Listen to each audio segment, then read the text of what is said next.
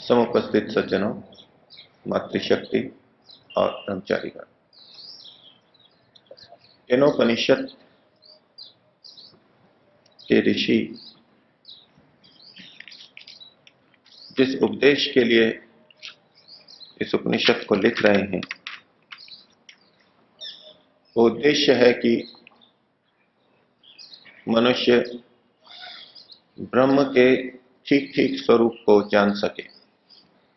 ब्रह्म के ठीक स्वरूप को जनाने का प्रयास ऋषि के द्वारा चल रहा है। वाणी के द्वारा जो हम बोलते हैं, नेदम यदिदम उपासते, वाणी के द्वारा जिसकी उपासना करते हैं वो वस्तुतः ब्रह्म की उपासना नहीं है।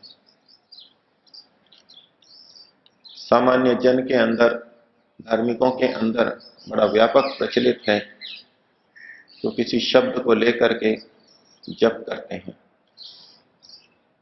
और वो जप इतना महत्वपूर्ण बन जाता है, जप की महत्ता सुनते सुनते जप ही इतना महत्वपूर्ण बन जाता है कि उनका मन कुछ ये स्वीकार करने लगता है जैसे कि ये शब्द ही ब्रह्म हो। जिस शब्द का वो उच्चारण कर रहे हैं, चाहे ओम का हो, चाहे हरि का हो, चाहे ब्रह्मा का हो, विष्णु का हो, शिव का हो, इन शब्दों को उच्चारित करते हुए वो कुछ ऐसा समझते हैं जैसे ये शब्द ही ब्रह्म है। ये शब्द जिसको कह रहा है उसकी तरफ से ध्यान हट करके शब्द पर ही केंद्रित हो जाता है और जप का स्वरूप समाप्त हो जाता है। तज्जपस तदर्थ भावनम, जप अर्थ सहित किया जाता है।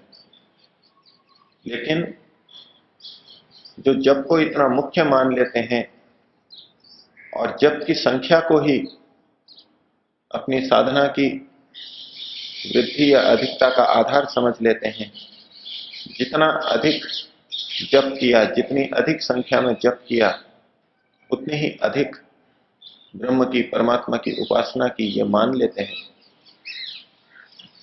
वहां आधार संख्या इतना प्रबल हो जाता है कि अर्थ बिल्कुल छूट जाता है। शब्द ही शब्द अधिक से अधिक उपासना करना चाहता है, इस भावना को लेकर जप कर रहा है, लेकिन चूंकि उस शब्द उच्चारण को ही जब समझ लिया है, ईश्वर की उपासना समझ लिया है, इसलिए संख्या के अंदर ही इतना केंद्रित हो जाता है और गिनता रहता है, मैंने इतने बार जप किया, इतने बार इन शब्दों का उच्चारण किया। तो ऋषि यहां सावधान कर रहे हैं, जिसके द्वारा ये वाणी बोली जाती है, ब्रह्म तो वो है। सदैव ब्रह्मत्वम विद्धि नेदम यदिदम उपासते। इस वाणी के द्वारा जो उपासना की जा रही है, जो शब्द बोले जा रहे हैं, ये ब्रह्म नहीं है। इनको परमात्मा मानने की भूल मत कर बैठना। तो पिछले श्लोक के अंदर इन्होंने वाणी के बारे में कहा, इसी तरह से अन्य इंद्रियों के बारे में भी अगले श्लोकों के अंदर कहा।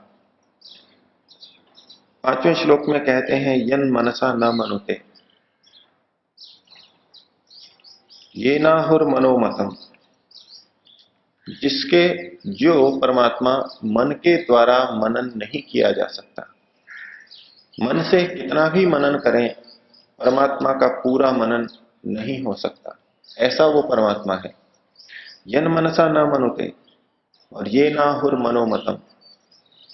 जिस परमात्मा के द्वारा ये मन मनन कर पाता है, जिसके द्वारा ये मन मनन कर पाता है, तदेव ब्रह्मत्वम विद्धि, उसी को तू ब्रह्म जान। नेदम यदिदम उपासते, जो मन के माध्यम से उपासना की जा रही है, मन के द्वारा जो मनन किया जा रहा है, उसी को तू ब्रह्म मत मान लेना। जैसे वाणी के द्वारा शब्द का उच्चारण करते हुए, जप करते हुए साधक उपासक ये भ्रांति बना लेता है, इस भ्रांति में चला जाता है कि ये शब्द ही ब्रह्म होंगे, उसी प्रकार से निराकार की उपासना करने वाले भी जो बैठ करके बिना वाणी से बोले मन से ही जप करते हैं, मन से ईश्वर का चिंतन करते हैं, ईश्वर के गुणों को विचारते हैं, वो भी धीरे धीरे करते करते कहीं इस स्थिति में पहुंच जाते हैं कि जैसे ये चिंतन चल रहा है, ये ही ब्रह्म है। सिद्धांततः स्पष्ट होते हुए भी कि परमात्मा क्या है, निराकार है, और ये जो चिंतन मनन चल रहा है, ये विचार है, ये वृत्ति है, ये समझते हुए भी क्योंकि उसमें ब्रह्म को प्राप्ति की तीव्रता है, ब्रह्म को पाने की व्यग्रता है, और वर्षों से वो साधना कर रहा है, घंटों उसने साधना के लिए, ईश्वर के मनन के लिए, उपासना के लिए लगाए हैं, तो धीरे धीरे करके उसके मन में ये भाव बैठने लगता है कि अब तो मैं ईश्वर के निकट पहुंच ही रहा हूं, बहुत दिन से योगाभ्यास कर रहा हूं और अब ईश्वर के मैं निकट पहुंच रहा हूं, और अब ईश्वर मुझे मिलने ही वाला है। और वो कोशिश करता है कि देखने की कोशिश करता है कि ईश्वर का साक्षात्कार हो तो नहीं गया कहीं, यही अनुभूति तो ईश्वर का साक्षात्कार नहीं है। जैसे सामान्य व्यक्ति शब्द पर केंद्रित हो जाता है, वैसे ये निराकार का उपासक वृत्तियों के ऊपर केंद्रित हो जाता है, और बार बार ईश्वर के स्वरूप का चिंतन करते करते, परमात्मा निराकार है, आनंद स्वरूप है, ज्ञानवान है, सृष्टि का रचयिता है, कर्मफल प्रदाता है, इसको करते करते बार बार इसकी आवृत्ति करते, जब वो कुछ भावना सी बनाने लगता है, तो वृत्ति के रूप में रहते हुए भी वो समझने लगता है कि जैसे इन गुणों का मैं साक्षात्कार कर रहा हूं, सीधे अनुभव कर रहा हूं, और इन गुणों का साक्षात्कार हुआ यानी परमात्मा का साक्षात्कार हो गया। इस भ्रांति में वो साधक चला जाता है। उसके लिए ऋषि सावधान कर रहे हैं, यन मनसा न मनुते, जो मन के द्वारा मनन किया ही नहीं जाता। आंशिक रूप से हम परमात्मा का मनन चिंतन मन के माध्यम से करते हैं, कर सकते हैं, लेकिन ऋषि का तात्पर्य है कि ईश्वर का पूरी तरह मनन मन के द्वारा हो ही नहीं सकता। हम कितना भी ज्ञान प्राप्त कर लें और सोचें कि ईश्वर का सारा स्वरूप मुझे समझ आ गया है और मैंने ईश्वर के सारे स्वरूप का मनन कर लिया है, तो ये नहीं हो सकता। ईश्वर का पूरा मनन मन के माध्यम से हो ही नहीं सकता, और ये मन ईश्वर की शक्ति से, ईश्वर की व्यवस्था से चल रहा है। उसी को तदेव ब्रह्मत्वम विद्धि नेदम यदिदम उपासते। और कुछ इसी शैली से आगे चक्षु, श्रोत्र और प्राण के लिए भी कहा, यद चक्षुषा न पश्यति, जो चक्षुओं के द्वारा नहीं देखा जाता, ये न चक्षुंषि पश्यति, और जिसकी सहायता से, जिसकी शक्ति से ये नेत्र देखते हैं, तदेव ब्रह्मत्वम विद्धि, उसी को तू ब्रह्म जान। नेदम यदिदम उपासते, ये नेत्र के द्वारा जो उपासना की जाती है उसको तू ब्रह्म मत जान। ये स्थितियां आज भी हैं और उस समय भी न्यूनाधिक मात्रा में रही होंगी। कितने साधकों, उपासकों को आप देखेंगे जो ब्रह्म का, परमात्मा का, अपने इष्ट देव का रूप निर्मित कर लेते हैं, एक स्वरूप में उनको देखते हैं, उनका श्रृंगार करते हैं और उसमें इतने लीन हो जाते हैं, उनको लगता है कि ये साक्षात ब्रह्म है, साक्षात देवता है। उनसे वो बातचीत भी करते हैं, मानसिक रूप से वो उनसे बातचीत करते रहते हैं, वाणी से भी करते रहते हैं। और बुद्धि का भ्रम ऐसा प्रबल होता है कि उनको लगता है सामने वाली प्रतिमा बोल रही है, मेरे से सीधी वार्तालाप कर रही है, जबकि वो वार्तालाप उनके मस्तिष्क में ही चल रहा होता है। परमात्मा को पाने की तीव्रता है, बहुत कुछ सुना है, तो जिसको उन्होंने ब्रह्म समझा उसी से वार्तालाप करने लगते हैं, उसी के रूप को निहारने लगते हैं और दिन रात उनकी आंखों में वही रूप बस जाता है। और इसको बड़े अच्छे ढंग से भी प्रस्तुत किया जाता है, बड़ी उपलब्धि के रूप में प्रस्तुत किया जाता है कि अब ब्रह्म का रूप, परमात्मा का रूप, देवता का रूप सदैव मेरी आंखों के सामने रहता है। कुछ भी कहीं भी जाओ, वो चित्र जैसे आंखों के पीछे, आंखों के अंदर सदैव विद्यमान रहता है, सदैव दिखाई देता है। जैसे कि किसी माँ को या पिता को अपना छोटा बच्चा सदैव आंखों के सामने घूमता नजर आए, अथवा अन्य कोई प्रिय व्यक्ति सामने न होते हुए भी आंखों के सामने ही दिखाई देता है, उसी प्रकार से जो परमात्मा की भक्ति में लीन हो जाते हैं, लेकिन साकार को मान करके, नेत्रों से जो दिखाई देता है उसको परमात्मा मान के लीन होते हैं, लगे रहते हैं, तो एक स्थिति आती है, उनको लगने लगता है कि ये नेत्र के द्वारा जो दिखाई दे रहा है ये ब्रह्म है और इसको मैंने अंदर आत्मसात कर दिया। तो ऐसे लोगों के लिए भी ऋषि कह रहे हैं कि यह चक्षुषा न पश्यति, इन नेत्रों के द्वारा तो वो देखा ही नहीं जाता, परमात्मा नेत्रों के द्वारा देखा ही नहीं जा सकता, पर ब्रह्म का साक्षात्कार नेत्रों से हो ही नहीं सकता। हाँ, इतना ठीक है कि ये नेत्र उसकी शक्ति से, उसकी सामर्थ्य से देख पाते हैं। और तदेव ब्रह्मत्वम विधि, उसी को तू ब्रह्म जान। नेदम यदिदम उपासते, नेत्रों से जिसकी तू उपासना कर रहा है इसको ब्रह्म मत जान। और आगे श्रोत्र इंद्रिय को लेकर के कहा, यद श्रोत्रेण न शृणोति, ब्रह्म वह है जो श्रोत्र के द्वारा सुना नहीं जा सकता, श्रोत्र जिसको सुन नहीं सकते। और ये न श्रोत्रम इदम श्रुतम, और जिसकी सामर्थ्य से ये श्रोत्र सुनने में समर्थ होते हैं, सुन पाते हैं। अच्छे अच्छे शब्दों को सुन करके, भजनों को सुन करके व्यक्ति इस भ्रांति में आ सकता है कि मैंने परमात्मा का भजन कीर्तन किया, ब्रह्म का कीर्तन किया, ब्रह्म को सुना,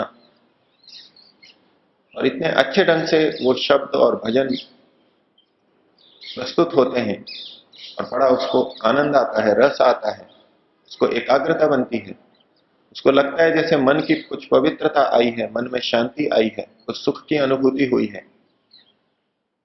और इस अनुभूति को वो परमात्मा की अनुभूति मान लेता है और फिर इस अनुभूति से भी मुख्य उन शब्दों को मान लेता है जिनके माध्यम से सुख शांति को अनुभव कर रहा है। तो वो इन श्रोत्र से सुनाई देने वाली चीजों को परमात्मा मान लेता है, उसी में परमात्मा को देखने लगता है। वो कहने लगेगा कि जो जो चिड़ियां बोलती हैं ये परमात्मा का गुण गा रही हैं, इसमें भी वो परमात्मा को, ब्रह्म को देख रहा है, सुन रहा है। पशु पक्षी बोल रहे हैं, बच्चे बोल रहे हैं, हर वाणी में, हर शब्द में उसको परमात्मा ही नजर आने लगता है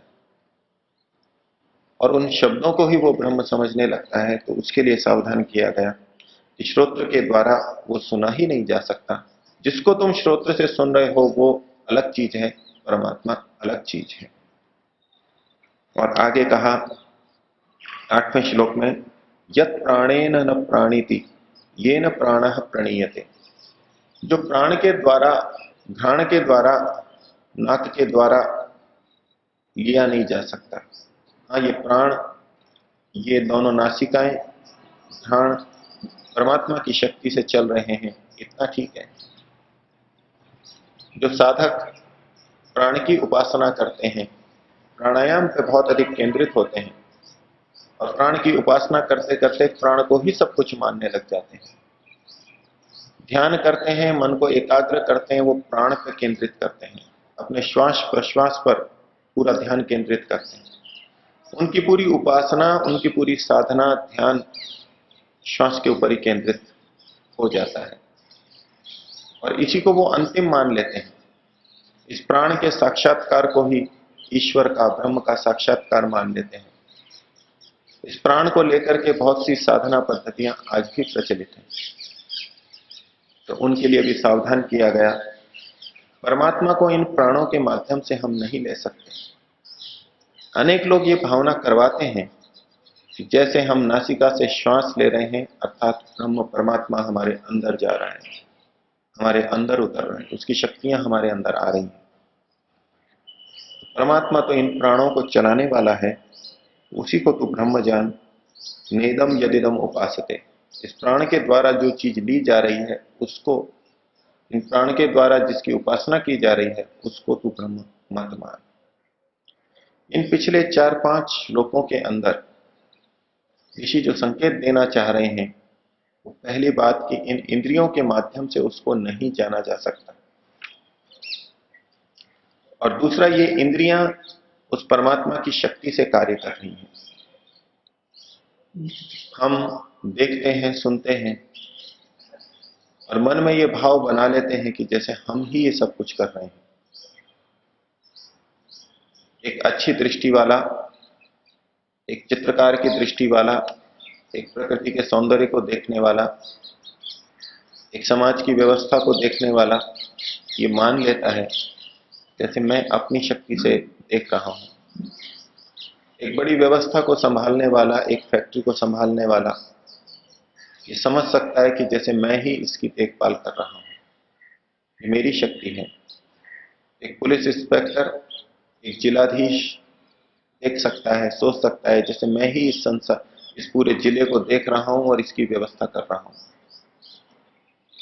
मैं देख रहा हूं और इसके कारण से मैंने इसकी त्रुटियां देखी हैं और इसको ठीक किया है, मैंने किया है ये। तो ऋषि कहना चाहते हैं कि ये तुम नहीं देख रहे हो, तुम्हारे पीछे देखने की शक्ति देने वाला कोई और है, उसकी शक्ति से तुम देख रहे हो। देखने वाले तुम हो, लेकिन ये शक्ति तुम्हारी नहीं है, ये दूसरे के द्वारा दी गई शक्ति है, उससे देख रहे हो। तुम्हारी अपनी कितनी शक्ति है? तो हम अपने उस वास्तविक स्वरूप को माने, उस अहंकार को छोड़ें। इन सब शक्तियों के पीछे, इन सब इंद्रियों के पीछे वो परमात्मा विद्यमान है, परमात्मा की शक्ति विद्यमान है। हम अपने वास्तविक अल्प सामर्थ्य को समझें, इसकी ओर वो संकेत करना चाह रहे हैं और इसके माध्यम से फिर हम अपने को केंद्रित करके सच्चे परमात्मा को जाने। यही ऋषि का तात्पर्य है। केनोपनिषद के इस पहले खंड में उन्होंने इस विषय को उठाया। आगे और ब्रह्म से संबंधित विषय ही उठाएंगे। ईश्वर से प्रार्थना करेंगे,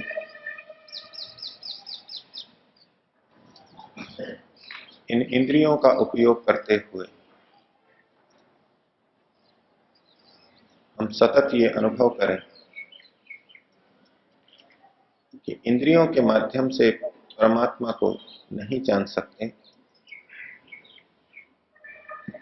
लोक व्यवहार के लिए इन इंद्रियों का जो उपयोग हम ले पा रहे हैं, इनके माध्यम से अपना और समाज का लाभ कर पा रहे हैं, वह सब परमात्मा की शक्ति के कारण से है। मुझ आत्मा में ये सामर्थ्य नहीं कि मैं स्वयं अपनी शक्ति से सब कुछ देख सकूं, सुन सकूं। तो जो भी मैंने किया, करने न करने का निर्णय तो मेरा है, लेकिन इसमें परमात्मा की सहायता, शक्ति पूरी तरह मुझे मिली और उसी की सहायता से मैं ये कर सका। अपने कर्तृत्व के अहंकार को हम कम कर सकें और परमात्मा के उपकार को, उसकी कृपा को अनुभव कर सकें, स्वीकार कर सकें और इस प्रकार अपने अहंकार को हटाकर परमात्मा के प्रति विनम्र होकर, नतमस्तक होकर श्रद्धा से उसकी उपासना कर सकें। 3 बार ओम का उच्चारण करेंगे।